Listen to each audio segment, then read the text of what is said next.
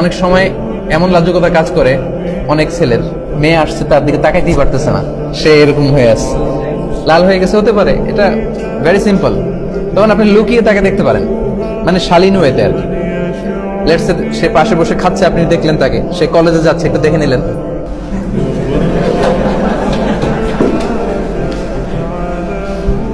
Don't take this otherwise. এখন যদি আমার এতটুকু আলোচনা কেটে কেউ ফেসবুকে দেয়,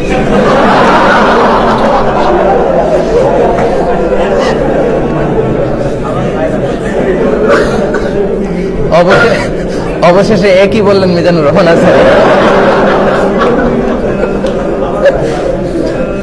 কিন্তু আগে আগে যে আমি স্টেপ বাই স্টেপ আমার শ্রোতাদেরকে নিয়ে আমি আগাতে আগাতে এই পর্যায়ে আসছি, এটা কিন্তু মিসিং। সো তাহলে যদিও কথাটা শোনা যাচ্ছে কেমন যে কি কলেজে গেলে কি টিজ করতে যাবো নাকি তাকে, না, টিজিং করার জন্য তো না। সেটা হচ্ছে আপনি তাকে বিয়ে করবেন, এজন্য তাকে দেখে নেয়া, সে যাচ্ছে, হাঁটতেছে, কথা বলতেছে, হ্যাঁ, তার কথা বলা, তার চাল চলনটা আপনি দেখে নেবেন।